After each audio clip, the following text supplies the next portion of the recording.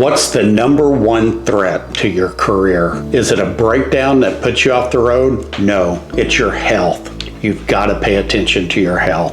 This topic is near and dear to me because several years ago we had a driver who was seemingly healthy as far as we could tell until one day we got a phone call that he had had a horrible fiery accident where he had fallen asleep because he never slept well because of sleep apnea, and he almost killed two people on a 4 o'clock accident. So this has become very near and dear to me. First off, I'm not going to pretend to be a nutritionist, but I've listened to several of them since that accident, and there's basically 3 or 4 things that you've got to do. First, you've got to focus on quality of food and not quantity. Stay away from fast food. All you do rolling up and down the road is eat fast food, truck stop food. Try to put some quality in there. Secondly, you've got to cut your carbs. I spoke with a nutritionist that focused on trucker health, and one of his suggestions was to cut 30% of your carbs. Whatever your carb intake is now, cut 30%. If you stop at Subway, take 1 piece of bread off and eat it with only half of the bread. Do anything to cut your carbs. I'm not saying cut carbs out,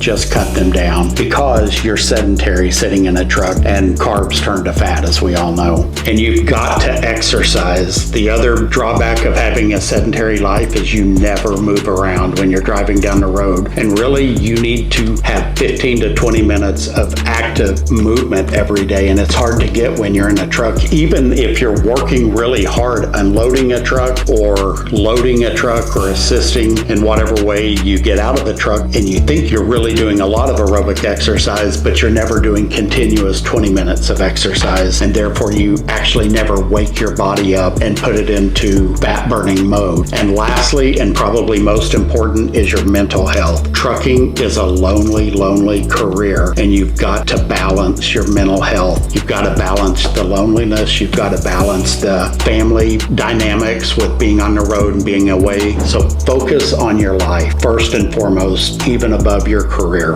and everything else will come together. If you want more tips like these, give me a follow.